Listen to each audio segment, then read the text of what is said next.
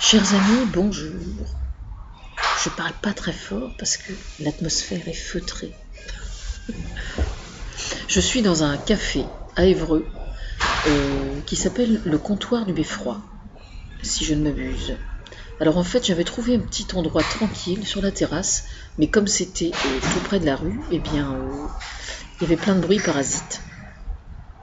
Et du coup là, je suis toute seule dans le fond, avec un joli mur mauve, comme vous pouvez voir autour de moi. Les abat-jours sont en tissu vieux rose. D'ailleurs, c'est marrant parce que ça me rappelle un foulard que j'avais peint quand j'avais 18 ans. Très exactement. Alors, je viens de goûter avec un petit thé et un carré à la pistache. Le genre de carré où, quand vous en avez mangé la moitié, c'est équivalent d'un beefsteak, quoi. Si vous voyez ce que je veux dire. Bon, on va éviter les sujets qui fâchent. Je suis passée devant un marchand de journaux tout à l'heure et j'ai vu que le retour en grâce de Valérie Trias-Veller. Il se laisse photographier au restaurant. Eh bien, c'est parfait.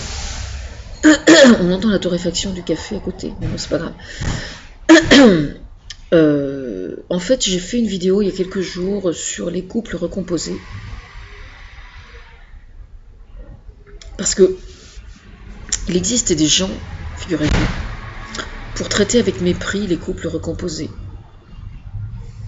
En général, ce sont les mamans qui ne supportent pas que leur fiston se soit fait larguer par la bru.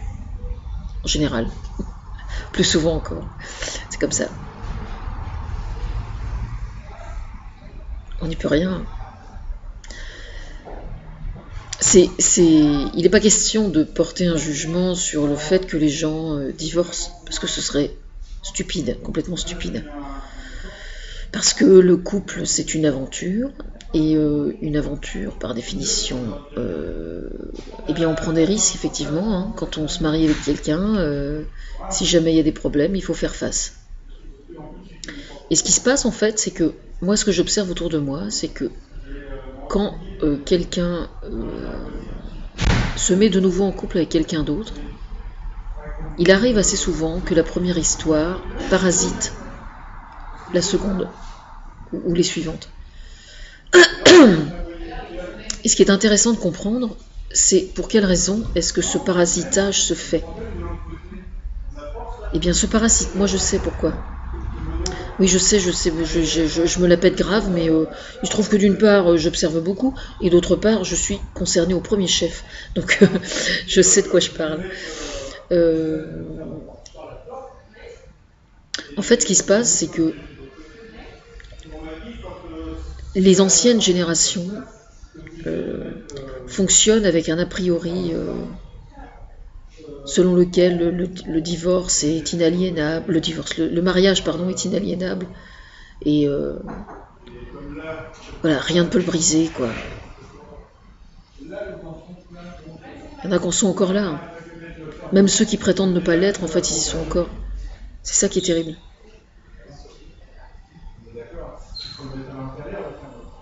Pourtant, un individu, qu'il subisse un divorce ou pas, au fur et à mesure qu'il avance dans la vie, que ce soit un homme ou que ce soit une femme, qu'il soit marié ou qu'il ne le soit pas, au fur et à mesure qu'on progresse dans sa vie professionnelle, sa vie sentimentale, sa vie parentale par rapport à ses enfants, on devient d'une certaine façon, pas nécessairement quelqu'un d'autre, mais quelqu'un d'un peu différent quelquefois.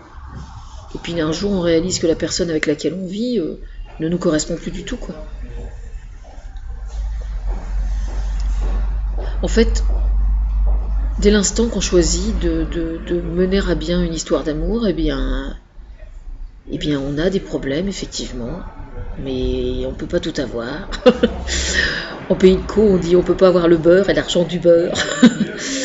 Voilà, il y a des mauvais côtés qu'il faut accepter, et c'est le prix à payer pour avoir les bons, et puis il faut faire avec, quoi. Alors en fait, ce qui se passe, c'est que quand ce qu'il faut bien comment dire, ce à quoi il faut vraiment faire attention, c'est de bien veiller, dans la mesure du possible, quand c'est possible, hein. Mieux vaut bien terminer sa première histoire, je pense. C'est-à-dire parvenir à avoir des rapports suffisamment sereins avec son ex, que ce soit l'homme ou que ce soit la femme, pour que les enfants n'en souffrent pas ou en souffrent le moins possible.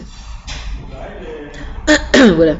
Alors ça peut paraître être une banalité que de dire ça, mais c'est pourtant absolument fondamental pour le bien-être des enfants, déjà dans un premier temps, et puis justement pour ne pas se retrouver parasité d'une façon ou d'une autre par son ancienne histoire. Alors qu'est-ce que ça veut dire ça? Qu'est-ce que ça veut dire? Enfin, en quoi ça consiste, je veux dire? Alors je vais vous dire parce que moi je l'ai fait. Ça consiste à écrire à son ex et puis faire une sorte de bilan de tout ce qu'on a vécu d'heureux avec lui. Voilà. C'est-à-dire une lettre à cœur ouvert, comme une opération à cœur ouvert, et en toute honnêteté, le remercier pour ce qu'il a fait, voilà, pendant la période où vous étiez avec. Alors évidemment, pour y parvenir, il faut plus qu'il y ait de haine, il faut plus qu'il y ait de grief et tout ça. Donc ça demande, quelquefois, il y a des gens qui ont du mal. Alors ça peut paraître un peu stupide que je dise ça, mais je sais que ça ne l'est pas, moi. Je sais que ça ne l'est pas parce que je connais des cas autour de moi, par exemple, des pères, par exemple, qui ont divorcé et qui, une fois avec leur nouvelle compagne, n'ont plus jamais eu de conversation à cœur ouvert avec leur enfant. Parce qu'en fait, ils ont gardé à l'esprit une telle culpabilité de leur première rupture qu'en fait, ils se sentent hyper coupables. Et c'est quand même hallucinant. Mais c'est valable dans un cas comme dans l'autre. Je veux dire, c'est pas, je n'incrimine pas les pères en disant ça. J'incrimine personne d'ailleurs, mais je le constate autour de moi, quoi. C'est-à-dire qu'il y a énormément de gens, de parents, quand ils se séparent et quand ils divorcent de leur premier amour, qui traînent pendant des décennies une éventuelle culpabilité par rapport à leur divorce, par rapport à leur séparation et leur divorce. Ce qui empoisonne complètement leur existence, en fait. Et c'est vraiment dommage. Quand on sait qu'une simple lettre suffit à régler le problème, c'est un peu comme si vous mettiez votre première histoire dans un dossier, puis voilà, le dossier est dans le fond d'un tiroir et vous y touchez plus. Et moi, je trouve que c'est vachement bénéfique de faire ça. Moi, je l'ai fait, moi. Et je pense que chacun devrait le faire. Parce que justement, c'est ne pas tout balancer. C'est avoir de la reconnaissance. Ça ne veut pas dire que vous devez vous fréquenter, ça ne veut pas dire que vous devez vous voir systématiquement. Non, c'est juste histoire d'avoir des relations calmes et sereines. Et je trouve que c'est vachement important. Alors il y a quand même quelque chose qui aide énormément, quand c'est possible, c'est de bien finir sa première histoire avant d'en commencer une autre. Et là évidemment, le problème c'est que c'est pas toujours faisable, parce que quelquefois c'est le fait de commencer la seconde qui vraiment permet de réaliser à quel point la première est pas la bonne, quoi. Donc là c'est vrai qu'on peut pas refaire l'histoire déjà d'une part, mais quand on a la possibilité de le faire, je pense que c'est vraiment bien de le faire. Moi j'ai eu cette chance-là. C'est une chance qui m'a été offerte par la dépression et par l'hôpital psychiatrique, ce qui est quand même pas très reluisant. C'est pas très heureux surtout, c'est pas très agréable, mais n'empêche que ça a été un des points positifs, c'est que ça m'a permis justement de partir de façon très progressive. Enfin, je suis partie bien sûr, mais je veux dire que les 4 années que j'ai passées à vivre seule, j'ai réalisé chaque jour à quel point c'était bien pour moi de vivre seule et de savoir ce que je voulais faire de ma vie, ce que j'avais représenté les 20 années avant, etc., etc. Évidemment, chaque cas est différent, c'est une évidence, mais je pense que quand on a... C'est ça qui est bien en fait, dans le fait de pouvoir de bien terminer sa première histoire avant de commencer une seconde, c'est que justement ça permet le fait que la première histoire ne vienne pas parasiter la seconde.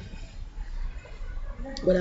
Parce que le problème, c'est qu'il arrive aussi assez souvent, quelquefois, que la première épouse ou compagne se sente un peu comme un droit de préemption, quoi. Grosso modo, je suis la seule qui est comptée, quoi. Et ça, je trouve ça profondément dégueulasse. N'ayons pas peur des mots. Et c'est valable dans l'autre sens aussi, je pense. Je pense qu'il y a des hommes qui raisonnent comme ça aussi vis-à-vis des femmes. Il est assez courant, par exemple, de voir des griefs comme ça entre les ex.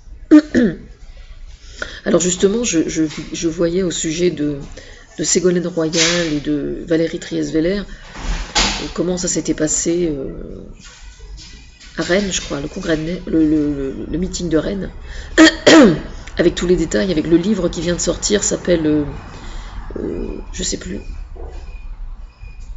Les vies que François Hollande a voulu vivre, ou Celui qui voulait vivre ses vies, quelque chose comme ça, je sais plus. Bon, j'estropie le nom, mais c'est pas grave. Il doit être bien ce livre, je pense. Mais c'est quand même extrêmement intéressant. Mais en règle générale, je pense que le meilleur moyen d'être sûr de ne pas être emmerdé, entre guillemets, par une ex, c'est quand même d'être épousé, quoi. Bah oui, parce que c'est vrai qu'une seconde ou une troisième compagne qui est épousée, elle peut se permettre de regarder l'autre de haut et puis dire, bon, ça va, t'arrêtes de nous faire chier, quoi. Enfin, je schématise, mais c'est quand même vrai. Mais pour ça, effectivement, il faut que le désir d'épouser soit là. Ça ne fait aucun doute. Et puis, c'est ce que je remarque quand même, moi. Mais c'est pas facile, c'est pas facile. Mais je pense qu'il est plus sain d'admettre que ce n'est pas facile et d'en assumer les conséquences, plutôt que de faire semblant que tout va bien, que c'est facile, et puis en fait on prend plein la gueule par derrière, quoi. Voilà. Donc voilà.